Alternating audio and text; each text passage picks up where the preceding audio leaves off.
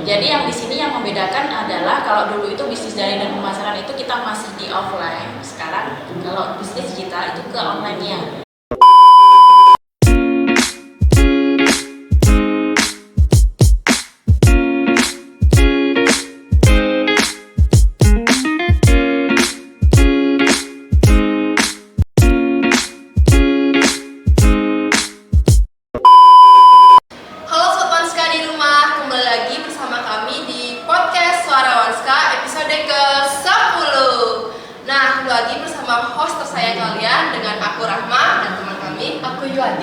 Nah, hari ini kita akan mewawancarai narasumber yang gak kalah luar biasanya daripada narasumber sebelumnya, teman-teman.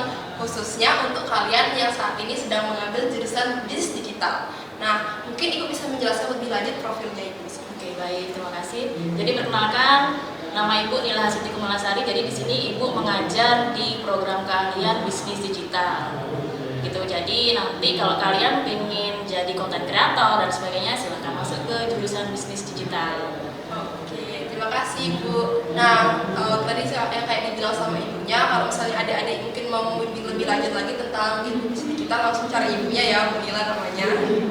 Oke, nah mungkin teman-teman di rumah masih belum banyak yang tahu ya kalau ternyata jurusan bisnis digital ini dulunya tuh bukan bisnis digital namanya, tetapi bisnis daring dan pemasaran. Nah, saya pengen tahu nih Ibu, apa sih perbedaan dari perubahan nama tersebut dari yang awalnya bisnis daring dan pemasaran sekarang menjadi bisnis digital? Apakah ada sesuatu yang berubah secara kontras dari Ibu? Oke, jadi perbedaan sih hampir tidak ada perbedaan, yang pasti ada ya, karena dari segi nama juga sudah ada perbedaan, ya kan? Jadi yang di sini yang membedakan adalah kalau dulu itu bisnis daring dan pemasaran itu kita masih di offline. Sekarang kalau bisnis digital itu ke online-nya. Jadi misalnya gini, contohnya kalau bisnis daring dan pemasaran itu yang dipelajari adalah sama, kita masih sama nih, bisnis daring dan pemasaran dengan bisnis digital, intinya ada di pemasarannya. Itu intinya. Kemudian kalau di bisnis daring dan pemasaran ini kita lebih ke kayak menata produk, kemudian kita menjadi kasir seperti itu. Tapi kalau sekarang di bisnis digital ini kita diarahkan ke bagaimana kita menjual barang itu melalui media sosial, ya pasti ya. Kita bisa menjadi content creator, kita bisa menjadi wirausaha dengan menggunakan atau memanfaatkan media sosial. Jadi gimana sih biar kalian itu tidak hanya membeli gitu. Biar kalian itu tidak hanya membeli barang secara online, tapi bagaimana kalian itu bisa menjual juga. Menjual dengan secara online pastinya ya, karena kita ke bisnis digital, bukan bisnis online-nya. Ternyata perubahannya juga tetap mengikuti dengan teknologi yang saat ini semakin berkembang ya teman-teman. Nah Ibu, berkaitan dengan hal tersebut tentunya bisnis digital seiring dengan perubahannya pasti mata pelajarannya juga mengikuti juga dengan perkembangan zamannya. Nah, apa sih pelajaran atau bidang-bidang yang akan didalami anak bisnis digital mulai dari kelas 10 sampai kelas 12? Untuk pelajarannya ya, kalau untuk pelajarannya hampir sama dengan jurusan yang lama bisnis daring dan pemasaran itu untuk yang kelas 10. Kalau kelas 10 itu kita yang pelajari adalah pemasaran sudah pasti, kemudian pelayanan pelanggan. Jadi ilmu yang mendasar. Jadi ilmu yang didasari oleh sebagai orang penjual itu pasti gitu. Meskipun kita penjualnya secara online, itu kita harus bagaimana cara melayani pelanggan. Misalkan nih, gimana cara kalian melayani pelanggan, misalkan bertanya melalui Instagram, Facebook dan sebagainya gitu. Itu analisis atau pelayanan pelanggan. Yang kedua, ketika itu kalian ada yang namanya pelajaran analisis pemasaran, itu di kelas 10. Jadi sebelum kalian terjun membuka usaha itu kalian akan diajari bagaimana caranya menganalisis pasar gitu. Itu di kelas 10. Kemudian kalau kalian sudah masuk ke kelas 11 itu kan sudah masuk konsentrasi nih. Kalian sudah menjurus ke apa sih bisnis digital itu? Nah, yang pertama yang kalian pelajari itu adalah tentang digital branding. Digital branding itu kalian di situ akan mempelajari tentang pembuatan logo, kemudian memfoto produk, kemudian membuat video. Itu ada di mata pelajaran digital branding. Kemudian ada lagi yang namanya digital operation. Kalau digital operation itu berkaitan dengan pelayanan pelanggan juga. Jadi pelayanan melalui media sosial, itu di digital operation. Kemudian ada lagi yang namanya digital marketing. Nah, ketika kalian sudah membuat media sosial gitu kan, kalian kan pengen tahu nih insight-nya bagaimana, apakah naik, apakah banyak orang yang melihat. Nah, disitulah kalian pelajari pelajaran digital marketing. Kemudian ada satu lagi di digital onboarding. Kalau digital onboarding itu khusus di media sosial. Jadi media sosial apa nih sekarang yang kalian biasanya kalau orang itu kan Instagram, sudah tahu kan, dan sekarang yang lagi lagi tren adalah TikTok. Nah, jadi kita itu ngasih taunya anak-anak itu kalian targetnya siapa? Karena media sosial itu kan pasti punya target masing-masing kan, ya kan? Kalau Instagram dan TikTok targetnya anak muda, ya kan? Ya. Terus sedangkan kalau Facebook boleh buat gimana? Masih ada tuh. Ya sudah di atas ini ya, sudah bukan lanjut ya, lanjutkan nanti kan itu ya. Jadi yang namanya kita itu buat media sosial itu nggak harus kita semuanya kita harus buat dan pasti itu ya. Tetapi gini, kita harus tahu target pasar kamu siapa. Misalkan kalau kamu menjual buket kado kayak gitu, targetmu siapa? Yang kamu jual itu apa? Misalkan nih biasanya kan ada namanya buket itu kan ada yang uang, kemudian ada bunga, apalagi kemudian ada snack gitu kan. Nah, kalau kalian buatnya kayak gitu, targetmu siapa? Kayak gitu. Jadi tergantung kalau kalian targetnya adalah kaula muda, berarti kalian pakainya Instagram dengan TikTok gitu. Jadi itulah gimana caranya kita nanti kalau belajar di bisnis digital itu mempermudah kalian untuk target di media sosial. Itu aja. Baik, luar biasa sekali ternyata penjelasannya. Lumayan buat tertarik untuk adik-adik yang sekarang mungkin sedang mendalami nih bisnis digital. Nah, selain itu Ibu Rahma nih kadang lihat nih adik-adik itu yang kadang ngeluh nih, ngapain sih kita nih di jurusan ini tuh belajar ini itu, emang ntar ada hubungannya sama pekerjaan kita. Padahal kan sebetulnya kalau di SMK itu pelajaran itu sangat erat ya korelasinya dengan pekerjaan kita gitu. Mungkin Ibu bisa jelaskan nih seberapa erat korelasinya antara ilmu-ilmu yang Ibu berikan ke siswa-siswinya dengan target pekerjaan yang sedang ada saat ini. Kalau korelasi sudah pasti berkorelasi ya, sudah pasti berhubungan dengan kita di dunia industri gitu.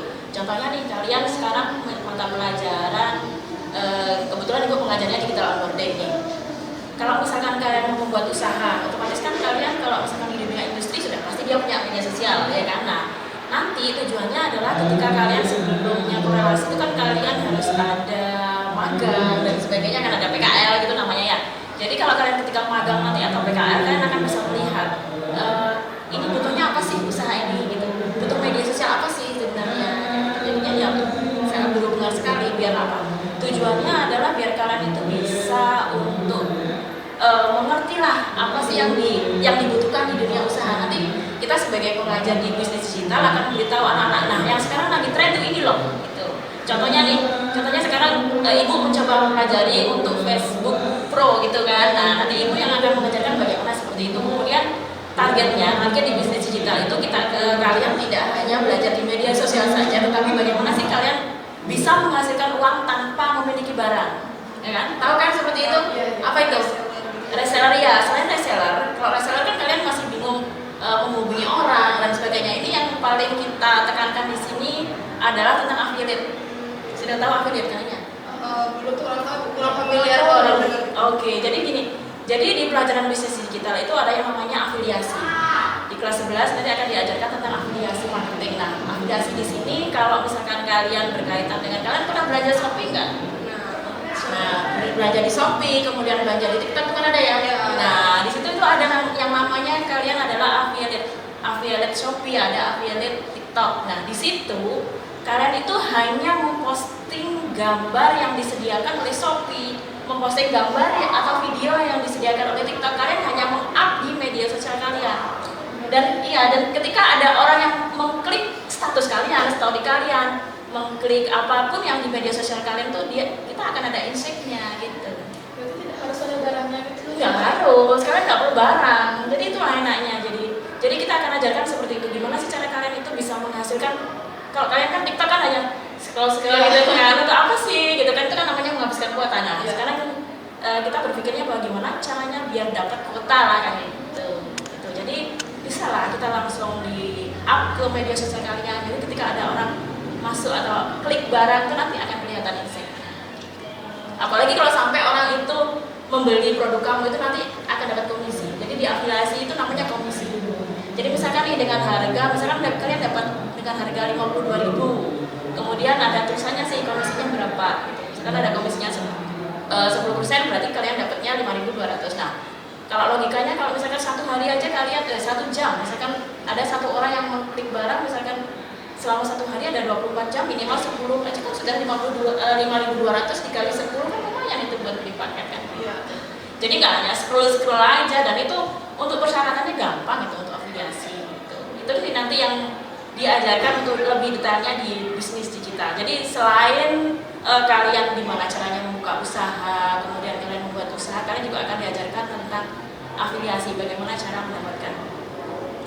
Oke, wah ternyata jadi bisnis digital itu menarik juga ya buat dilakukan. Seperti kata Ibu Nila tadi, kita nggak harus punya barangnya dulu gitu. Jadi modalnya juga yang dikeluarkan kecil, tapi keuntungannya itu lumayan kalau misalnya kita tekun untuk melaksanakan dan konsisten. Oke, Rahma sebagai murid bisnis digital tentu sangat tertarik ya dengan apa yang dijelaskan tadi, karena Rahma juga baru dengar. Semoga nanti Rahma bisa langsung coba praktek di lapangan sama apa yang dijelaskan tadi. Bagus lah itu, karena apa ya, kan punya HP, kan pasti sudah berisi paket kan ya, biar nggak hanya scroll aja gitu kan, bisa menghasilkan. Oke, betul. Sekarang Rahma tertarik sama tadi kan Ibu bilang kita harus juga banyak ilmu-ilmu yang harus kita pelajari nih dari onboarding gitu kan, ekonomi bisnis juga ada, digital marketing. Nah, kalau misalnya kita itu unggulnya itu cuma di salah satu ilmu aja gitu misalnya, apakah itu bisa menghambat kita nanti di kemudian hari Bu, atau gimana? Atau misalnya bisa kita akal-akali? Contohnya apa? Maksudnya gini, untuk mata pelajaran apa yang kamu unggulkan seperti itu? Misalnya Rahma sukanya berjualan nih, tapi Rahma kurangnya itu di mempromosikannya gitu. Jadi Rahma masih malu-malu kalau misalnya mempromosikan produk-produknya Rahma, tapi Rahma suka jualan gitu. Kira-kira gimana? Jadi gini, yang kalau di bisnis digital ya, karena kita berkaitan dengan bisnis digital atau bisnis online, jadi kalian itu tidak perlu menawarkan barang secara langsung, ini loh barangku, enggak. Tapi kalian buatlah foto atau video yang estetik. Kalian hanya perlu, kan sekarang ada apa? AI itu ya, apa ya? AI itu. Jadinya kalian lebih gampang untuk promosi gitu. Jadi kalian nggak harus, kalau dulu kan lebih terkenalnya namanya pemasaran itu kalian promosi itu berkeliling dari rumah ke rumah itu, tapi sekarang enggak. Kita pelajaran yang bisnis digital di sini, karena kenapa kita berubah jadi bisnis digital itu ya gitu. Kita merubah mindset orang-orang bahwa yang namanya pemasaran itu tidak harus kita berhadapan langsung dengan orang gitu. Tapi kita bisa melalui media sosial. Contohnya nih, yang paling banyak sekarang itu kan untuk penjualan properti. Kan biasanya orang penjualan properti itu atau rumah itu kan mereka akan datang langsung menawarkan. Sekarang kan enggak. Coba di media sosial, di Instagram dan sebagainya, itu pasti sudah ada gambar-gambar rumah dan seperti itu. Jadi kita mainnya hanya di digital aja gitu sekarang. Jadi tidak perlu kamu promosi cara ngomong dan sebagainya, enggak sekarang. Jadi buatlah, jadi kita bermainnya sekarang di balik layar. Gitu. Jadi tidak harus gini loh, enggak. Kita di balik layar. Kita di balik layar yaitu dengan cara membuat video, foto. Kalian kan untuk pelajaran itu kan ada nanti akan diajarkan kalau untuk pelajaran bisnis digitalnya. Ada kan ada banyak nih, kalau kalian belajar kan pasti ada Canva dan sebagainya. Jadi pakai itu aja ya, kalian bisa pakai itu untuk edit. Ternyata solusinya dari Ibu sangat membantu, karena itu berubah minat Rahma, karena Rahma berpikir setiap bisnis digital itu pasti mikir harus pintar ngomong nih, harus bisa pintar sugesti orang-orang pelanggan nih supaya mereka langsung beli produk kita gitu. Ternyata nggak harus kayak gitu ya, tidak harus sugesti. Jadi orang itu kan, kalian sekarang gini contohnya, kalian beli produk nih, beli barang. Kalau beli online itu kalian yang lihat apanya? Selain harga loh ya, selain harga apa? Tampilannya, selain tampilannya juga ratingnya ya. Nah itu dari situ. Jadi tidak perlu kalian ini loh barangku bagus, nggak perlu kalian job seperti itu. Nah, karena Ibu udah jelaskan nih, kalau misalnya kita ada kekurangan tuh masih bisa diakal-akalin dengan improvisasi dari Ibunya. Menurut Ibu sebagai siswa yang dalam bisnis digital itu, keterampilan utama apa aja sih yang harus dikuasai, dan bagaimana Ibu sebagai guru di bisnis digital ini memfasilitasi murid Ibu untuk mendapatkan dan menguasai keterampilan tersebut? Oke.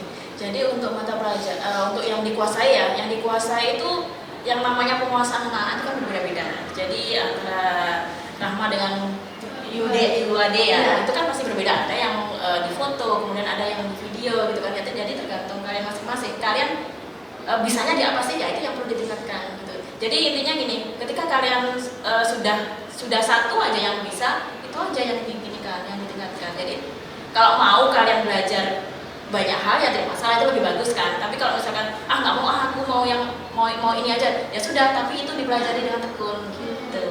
Kayak gitu teman-teman ternyata.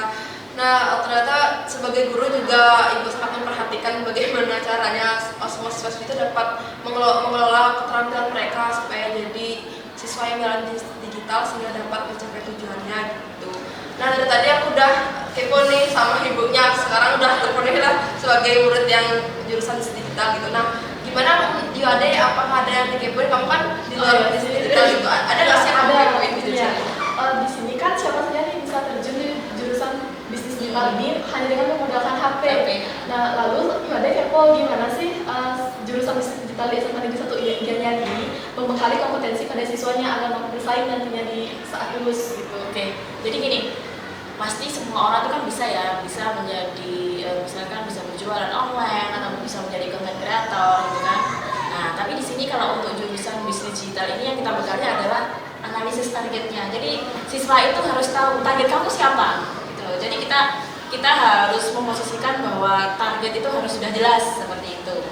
Kalau kamu misalkan targetnya ini berarti kamu harus seperti ini kayak gitu. Jadi kita harus memperhatikan targetnya siapa, kemudian produknya apa, kemudian harganya bagaimana. Jadi tidak serta-merta kita berikan harga 500.000, 200.000 tidak, tapi kita analisis dulu. Targetmu siapa? Kan kamu nggak mungkin kan akan menjual barang seharga 200.000 ke siswa seperti itu contohnya. Berarti kita perlu mempertimbangkan target dan juga harga yang akan dipasarkan ya? Iya.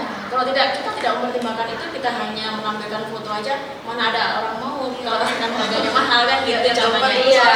Pasti kan orang kan pasti ini mahal. Sekarang selisih Rp1 aja pasti orang akan berlari lagi gitu loh. Atau dari tempat lain gitu. Apalagi buat kamu ada sendiri bingung gitu kayak kok mereka bisa nentuin harga segini gitu. Nah, gitu. Jadinya kita harus pelajari itu nanti di pelajaran kewirausahaan akan diajarkan tentang proposal usaha, selain proposal usaha itu kan ada targetnya, kemudian dia berani jualan berapa, bahan bakunya berapa, nanti dibagi dengan hasilnya, itu nanti akan terlihat harga jual berapa gitu. Lalu di bisnis ini kan nanti dia di bagian lulusnya yang lagi ditekankan dalam menerapkan keahlian. Terus contoh proyek yang melibatkan siswa dalam menciptakan layanan digital ini gimana? Oke, jadi sekarang kelas 11 ini kami di bisnis digital sudah ada proyek ya namanya. Jadi proyeknya adalah anak-anak ini membuat proposal usaha dulu. Jadi dia punya targetnya siapa, produknya apa, kemudian mereka akan menghasilkan suatu usaha yang akan dipromosikan dengan menggunakan media sosial sesuai dengan maunya mereka menggunakan Instagram atau menggunakan TikTok. Nah, nanti hasil akhirnya adalah setelah kita memasukkan anak-anak memasukkan ke media sosial, mereka akan bisa melihat insight-nya. Jadi ada korelasi ada hubungan antara pelajaran yang satu dengan pelajaran yang lain. Ya, jadi kita saling berhubungan pelajarannya. Jadi nanti misalkan nih kita proyeknya adalah proposal usaha. Jadi di pelajaran kewirausahaan itu kita di proposalnya. Kemudian nanti di pelajaran digital branding anak-anak ini diajarkan bagaimana cara membuat logo pada usahanya itu. Kemudian di pelajaran digital onboarding media sosial apa yang dibuat anak-anak. Nah, gitu. Jadi kita saling berhubungan. Nanti hasil proyeknya adalah mereka akan menampilkan berapa sih insight produknya, insight media sosialnya. Kemudian jadi targetnya di sini adalah tidak menjual barang. Jadi intinya kita itu yang sekarang ini bagaimana cara mempromosikan di media sosial atau secara online gitu. Untuk sementara itu nanti kita akan ada proyek lagi setelah ini. Setelah ini berjalan ya, setelah semester ganjil ini berjalan, nanti kita akan mencari proyek lain yang mungkin yang akan menghasilkan. Mungkin ya. Kata ibu nih di kelas 11 untuk bisnis digitalnya itu udah ada proyek. Kalau kita tahu tantangan siswanya di sini itu bagaimana dan bagaimana peran sekolah atau siswa dalam membantu siswa. Kalau tantangannya apa namanya tantangannya? Ini kan yang mengerjakan kan mereka, jadinya ibu kurang tahu ya tantangannya. Kalau menurut ibu sih tantangannya ya karena persaingan, karena kita nanti tugas pekerjaannya adalah berkelompok ya. Jadi mungkin tantangannya adalah targetnya siapa gitu. Oke, benar banget. Untuk tantangan yang harus merasakan saat ini benar kata Ibu Lila, karena kita kan kerjanya berkelompok di UAD. Nah, kelompoknya itu dibagi sama gurunya sendiri. Jadi kita tuh udah harus beradaptasi sama teman-teman yang mungkin awal kita nggak dekat, tapi di proyek ini kita harus deket nih supaya usahanya ini lebih bagus lagi hasilnya di proyeknya ini. Kemudian karena akunnya itu lebih suka yang menampilkan personal aja gitu, dan branding aku juga belum branding yang promosikan barang. Jadi aku merasakan kayak aduh gimana ya tanggapan orang kalau misalnya nge-post ini gitu. Jadi itu tantangannya. Kelemahan anak-anak itu sekarang adalah dia itu lebih cenderung tidak percaya diri dengan kualitasnya dia gitu loh. Jadi kalau misalkan kamu jadi masuk ke bisnis digital itu apapun yang kamu punya itu harus kamu upnya adalah di media sosial. Jadi intinya gini, kita nggak apa-apa lah di luar itu kita introvert gitu kan, tapi di media di baliknya janganlah gitu, karena kita di media sosial kan orang nggak perlu lihat kita gitu, kita kan hanya perlu yang dilihat kan promosinya, produknya gitu. Terus bagaimana prospek kerja untuk jurusan bisnis digital ini nantinya? Kalau prospek kerja kan sesuai dengan kemajuan zaman ya, sudah pasti banyak yang namanya digital, apalagi di bisnis digital itu kan pasti banyak lah nanti anak-anak mendapat pekerjaan. Karena apa? Sekarang yang lagi hits itu kan konten kreator, kemudian media sosial. Selain kalian bisa bekerja di dunia industri, kalian bisa membuka usaha sendiri seperti itu. Berarti untuk usahanya itu bisa online, bisa offline nih? Iya, bisa online, bisa offline. Karena kita didasarkan pada, kita diajarkan media sosial nih atau online-nya, kita bisa membuka dengan offline. Jadi nggak hanya satu aja, kita bisa keduanya. Jadi tahu banyak hal. Ya, ada kira karena namanya bisnis digital, dia kira dia hanya di online aja gitu. Ya, harus. Tapi kita di spesifiknya atau dikhususkan untuk yang di online-nya dulu. Terima kasih Bu. Jadi cerita kami khususnya ada yang bukan jurusan digital, jadi tahu banyak hal tentang jurusan bisnis digital. Saya juga ucapkan terima kasih karena Ibu sudah mau berbagi ilmu tentang jurusan bisnis digital di sini. Oke. Nah, Sobat Onska, itu merupakan pembahasan kita bersama dengan Bu Nila terkait dengan jurusan bisnis digital. Sangat bermanfaat sekali, bukan pengetahuan yang kita dapat hari ini, mulai dari pengertian jurusan bisnis digital, prospek kerjanya, tantangan, dan segala macamnya. Nah, karena kita sudah cukup lama berbincang-bincang, kami cukupkan episode kali ini sampai di sini dan sampai jumpa di episode berikutnya. Dadah.